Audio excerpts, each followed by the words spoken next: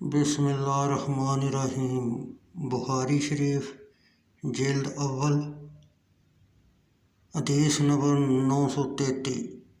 ام المومنین حضرت عائشہ رضی اللہ تعالیٰ عنہ سے روایت ہے کہ حضرت ابو بکر صدیق رضی اللہ تعالیٰ عنہ ان کے پاس تشریف لائے تو ان کے پاس دو عورتیں امامہ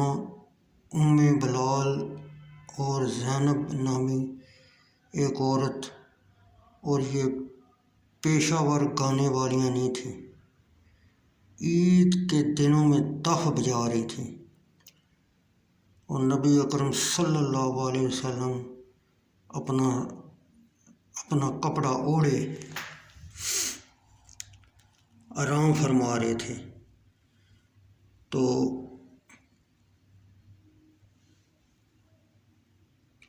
آرام کر رہے تھے حضرت ابو بکر صدیق رضی اللہ تعالیٰ عنہ نے ان کو زجر و توبیخ کی۔ نبی اکرم صلی اللہ علیہ وسلم نے اپنا چہرہ مبارک سے کپڑا ہٹایا اور فرمایا، اے ابو بکر رضی اللہ تعالیٰ عنہ، ان کو چھوڑ دو، کیونکہ یہ ایام عید ہیں اور یہ ایام منی ہیں۔ حضرت عائشہ رضی اللہ تعالیٰ عنہ کہتی ہیں، میں نے نبی اکرم صلی اللہ علیہ وسلم کو دیکھا